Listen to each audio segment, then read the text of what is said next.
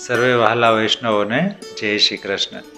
પુષ્ટિ મહારાજ ચેનલ પર આપ સૌનું સ્વાગત છે. શ્રી ગુસાઈજીના જન્મ પહેલા શ્રી મહાપ્રભુજીને જે ભગવત આજ્ઞા થઈ તે મુજબ તેઓ ગૃહસ્થાશ્રમનો સ્વીકાર કરે છે અને લગ્ન ગ્રંથિથી જોડાય છે. પરંતુ દેવીજીઓને શરણે લેવા તેઓ ત્રીજી ભારત પરિક્રમા કરવાનો નિશ્ચય કરે છે. શ્રી મહાપ્રભુજીના જીવનની એ ઘટના આપણે આજના સત્સંગમાં જાણીશું. આ વિડીયો જોતા જોતા લાઈક કરી દેજો. અને આપને માટે એક સવાલ છે કે શ્રી ગુસાઈજીનો જન્મ ક્યાં થયો હતો? નીચે કમેન્ટ બોક્સમાં મને જવાબ લખી મોકલજો. અને પહેલો ભાગ સાંભળવાનો બાકી હોય તો જરૂર સાંભળી લેજો, જેથી શ્રી મહાપ્રભુજીને શું ભગવત આજ્ઞા થઈ હતી તેની જાણ થઈ જાય. તો ચાલો હવે આજના સત્સંગની શરૂઆત કરીએ. શ્રી વલ્લભાધીશ કી જય. શ્રી વલ્લભ 25 વર્ષની યુવાન વયના થયા હતા. બીજી ભારત પરિક્રમા પૂરી કરી આપ કાશી પધાર્યા. કાશીના નગર શેઠ પુરુષોત્તમ દાસને ત્યાં આપનો મુકામ હતો. એક દિવસ આપની જ્ઞાતિના વિદ્વાન બ્રાહ્મણ દેવન ભટ્ટ શ્રી વલ્લભ પાસે આવ્યા અને નમસ્કાર કર્યા. દેવન ભટ્ટે કહ્યું, શ્રી વલ્લભ, પાંડુરંગ શ્રી વિઠ્ઠલનાથજીએ મને સ્વપ્નમાં આજ્ઞા કરી છે કે શ્રી લક્ષ્મણ ભટ્ટના પુત્ર શ્રી વલ્લભાચાર્ય કાશી પધારે ત્યારે તેમની પાસે જજો અને તમારી સુપુત્રી મહાલક્ષ્મીનું પાણી ગ્રહણ કરવા તેમને વિનંતી કરજો. આ ભગવત આજ્ઞાને સ્વીકારી હું આપની પાસે આવ્યો છું. આપ મારી દીકરીનું પાણી ગ્રહણ કરો એવી મારી વિનંતી છે. શ્રી વલ્લભને પંઢરપુરમાં થયેલી ભગવાન શ્રી વિઠ્ઠલનાથજીની આજ્ઞા યાદ આવી. આપે મંદ સ્મિત કરતા કહ્યું, ભટ્ટજી, આપને જે ભગવત આજ્ઞા થઈ હોય તે તમને અને અમને સ્વીકાર્ય જ હોય. ભગવત આજ્ઞાનું ઉલ્લંઘન ન થાય, પરંતુ આપણી ભારતીય પરંપરા છે કે લગ્ન માટે વડીલો પાસે પ્રસ્તાવ રજૂ કરવો જોઈએ. વડીલોની આજ્ઞા વિના હું સંમતિ આપી શકું નહીં. મારા માતા, કાકા વગેરે હવે થોડાક જ સમયમાં વતનમાંથી અહીં આવશે. ત્યાં સુધી આપ રાહ જુઓ તે ઉચિત છે. દેવન ભટ્ટે શ્રી વલ્લભની વાત સ્વીકારી. શ્રી વલ્લભના કાકા જનાર્દન ભટ્ટ પરિવાર સહિત કાશી આવ્યા. શ્રી વલ્લભે શંભુને માતાને બોલાવવા પ્રયાગ મોકલ્યો. માતાના આવ્યા બાદ દેવન ભટ્ટે શ્રી વલ્લભના માતૃચરણ પાસે લગ્નનો પ્રસ્તાવ મૂક્યો. સૌએ સહર્ષ સ્વીકારી લીધો. તે જ વર્ષે અષાઢ સુદ પંચમીનો શુભ દિવસ લગ્ન મહોત્સવ માટે નક્કી થયો. શેઠ પુરુષોત્તમ દાસે આનંદપૂર્વક લગ્નની સર્વ તૈયારીઓ કરવાની સેવા સ્વીકારી લીધી. આપશ્રીના વિવાહ ખેલના સમાચાર જાણી આપના અનેક ભક્તો પણ તેનો અલૌકિક આનંદ માણવા આવી પહોંચ્યા. અષાઢ સુદ પંચમીના શુભ દિને શુભ મુહૂર્તમાં લગ્નોત્સવ સંપન્ન થયો. લગ્ન મંડપમાં સુંદર કેસરી ધોતી ઉપરણા ધારણ કરી શ્રી વલ્લભ બિરાજ્યા હતા. માતાની વિનંતીથી આજે આપે સુંદર અલંકારો પણ ધારણ કર્યા હતા. કર્ણમાં હીરાના શ્વેત ઝગમગતા કુંડળો શોભતા હતા. વિશાળ વક્ષ સ્થળ પર તુલસીની માળાની સાથે ગજમોતી, હીરા, માણેક અને પન્નાના કિંમતી રત્નહારો ઝૂલતા હતા. શ્રીહસ્ત પર પહોંચી અને બાજુબંધ ધારણ કર્યા હતા. મસ્તક પર કેસરી ઝરીના પટાવાળી સુંદર પાઘ ધારણ કરી હતી. તેના પર વિદ્યાનગરના રાયકૃષ્ણદેવે સિદ્ધ કરાવી અંગીકાર કરાવેલો રત્નજડિત કલાત્મક શહેરો શોભતો હતો.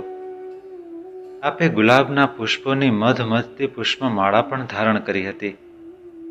મુખારવિંદ પર ભગવત આજ્ઞાનું પાલન કર્યાનું મંદ મંદ સ્મિત લહેરાતું હતું. શ્રી વલ્લભના આવા સુરંગ રૂપના દર્શન કરી સૌ ભક્તો અને સ્વજનો આનંદ વિભોર બની ગયા હતા. લગ્ન વિધિનો પ્રારંભ થયો. બંનેના હસ્તમેળાપ થયા. લગ્નની ચોરીમાં સપ્તપદીની પ્રતિજ્ઞાઓ થઈ. બીજા દિવસે વૃદ્ધિ ઉત્સવ મનાવવામાં આવ્યો. વર કન્યાને બંને પક્ષ તરફથી વસ્ત્ર અલંકારોની ભેટ ધરવામાં આવી. બ્રાહ્મણોને મહાભોજન અને દાન દક્ષિણાથી સન્માનવામાં આવ્યા. આમ અલૌકિક આનંદપૂર્વક શ્રી વલ્લભનો લગ્ન મહોત્સવ સંપન્ન થયો. શ્રી વલ્લભ હવે ગૃહસ્થાશ્રમી બન્યા. ગૃહસ્થાશ્રમ સ્વીકારી આપે ગૃહસ્થના બધા ધર્મોનો સ્વીકાર કર્યો. આપે અગ્નિહોત્ર વ્રત ધારણ કર્યું. આપ પરિવાર સહિત કાશીમાં બિરાજ્યા. દેવી, ભગવત આજ્ઞાથી મેં ભૂતલ પર જન્મ ધારણ કર્યો છે. તમે પણ સાક્ષાત લક્ષ્મી રૂપા છો. ભૂતલ પર રહેલા સર્વ દૈવી જીવોનો ઉદ્ધાર કરવા માટે જ પ્રભુએ આપણને અહીં મોકલ્યા છે. મેં લગભગ 10 વર્ષથી વયથી માંડીને 25 વર્ષની વય સુધી બ્રહ્મચર્યાશ્રમનું પાલન કરતા કરતા 2 ભારત પરિક્રમા ભગવત કૃપાથી પરિપૂર્ણ કરી છે. લગભગ 14 વર્ષ જેટલો સમય ભારતના ખૂણે ખૂણે ફરવામાં વ્યતીત થયો છે. બદ્રી કેદારથી રામેશ્વર અને દ્વારિકાથી જગન્નાથપુરી સુધી પથરાયેલા ભારત વર્ષના બહોળા વિસ્તારમાં આવેલા પ્રત્યેક તીર્થસ્થાનમાં વિચરણ કર્યું છે. માયાવાદી પંડિતો સાથે શાસ્ત્ર ચર્ચા કરીને પ્રભુને અને વેદને અભિપ્રેત સાચો બ્રહ્મવાદનો સિદ્ધાંત સ્થાપન કર્યો છે. અનેક દૈવી જીવોને શરણે લઈ તેમને પ્રભુના ચરણમાં સોંપ્યા છે. પણ હજી ભગવત કાર્ય એ પૂરું થયું નથી. હજી અનેક જીવો ભગવત શરણાગતિ માટે રાહ જોઈ રહ્યા છે. માયાવાદીઓનું જોર પણ ઓછું થયું નથી. તેથી ભારતની ત્રીજી પરિક્રમા કરવાની મારી ઈચ્છા છે. દેવી, ગૃહસ્થાશ્રમ ભગવત સેવા અને ભગવત કાર્ય માટે જ છે, જીવના ભોગ વિલાસ માટે નથી. તમે ત્રીજી ભારત પરિક્રમા માટે મને અનુમતિ આપો. શ્રી વલ્લભના આ વચનો સાંભળી શ્રી મહાલક્ષ્મીજીને ધીર ગંભીર સ્વરે લજ્જાવશ નીચું મસ્તક રાખી મંદ સ્વરે વિનંતી કરી. સ્વામી, આપે મને સનાથ કરી છે. માતાજી દ્વારા આપના અદ્ભુત પ્રાગટ્યને જાણી હું ધન્ય બની છું. આપના ભક્તોનો આપના પ્રત્યેનો શ્રદ્ધાભાવ અને અનુરાગ જોઈ હું વિસ્મિત થઈ છું. શંભુ ભટ્ટ આદિ આપના સેવકો પાસેથી આપની 2 ભારત પરિક્રમા દરમિયાન બનેલા આપના અદ્ભુત પ્રતાપ બળના અનેક પ્રસંગો આ 6 માસ દરમિયાન મેં હોંશપૂર્વક સાંભળ્યા છે. આપના ચરણારવિંદમાં 6 માસ જેટલો અલ્પ સમય આપની દાસી તરીકે રહી છું. આ સમયમાં આપના અલૌકિક સ્વરૂપને મેં જાણ્યું છે. આપ સાક્ષાત ભગવત સ્વરૂપ છો એની મને દ્રઢ પ્રતીતિ થઈ છે. સ્વામી, આવા આપ મને પ્રાપ્ત થયા છો ત્યારે આપને મૂકી અહીં કાશીમાં રહેવાનું મને મન થતું નથી. 2 ભારત પરિક્રમા દરમિયાન આપે ઘણો પરિશ્રમ વેઠ્યો છે. હવે આપ આજ્ઞા આપો તો હું પણ આપની સંગે ભારત યાત્રા કરવા માટે આવું. જેમ શ્રી રામચંદ્રજી સાથે સીતાજી વનમાં પધાર્યા હતા અને વનવાસ સેવ્યો હતો, તેમ હું પણ આપની છાયા બની સદૈવ આપના સંગે રહીશ. આપના માટે ભોજન વગેરેની સર્વ સેવા કરીશ. આપના અલૌકિક દર્શનથી મારા નેત્રોને તૃપ્તિ થશે. આપની સાથે ભારતભરના બધા પવિત્ર તીર્થક્ષેત્રોમાં હું સ્નાન કરીશ, દેવ દર્શન કરીશ, સંતોનો સત્સંગ મળશે. પત્નીનું કર્તવ્ય છે કે સદૈવ પતિના સુખે સુખી અને દુઃખે દુઃખી થવાનું. આપે વડીલો અને સ્વજનોની સન્મુખ અગ્નિની સાક્ષીએ સપ્તપદીના મંત્રો દ્વારા મને આપની સહધર્મચારિણી બનાવી જ છે, તો મને પણ આપની સાથે ભારત યાત્રા કરવાની આજ્ઞા આપો. શ્રી વલ્લભ કહે, દેવી, તમારી ભાવનાથી હું ખૂબ પ્રસન્ન થયો છું. પરંતુ ભારતીય સમાજમાં પત્ની માત્ર પતિની અર્ધાંગના બનીને રહેતી નથી. તે આખા કુટુંબની ગૃહલક્ષ્મી બનીને આવે છે અને રહે છે. તે આખા કુટુંબના સુખ માટે પોતાના સુખનો ત્યાગ કરતી હોય છે.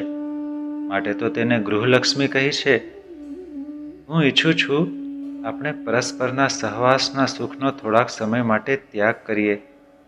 મારા અને તમારા વૃદ્ધ માતા અને તમારા વૃદ્ધ પિતા આદિ સર્વ કાશીમાં રહેવાના છે. તેમના સેવા કાર્યમાં તમે થોડોક સમય અહીં જ વ્યતીત કરો એવી મારી ઈચ્છા છે.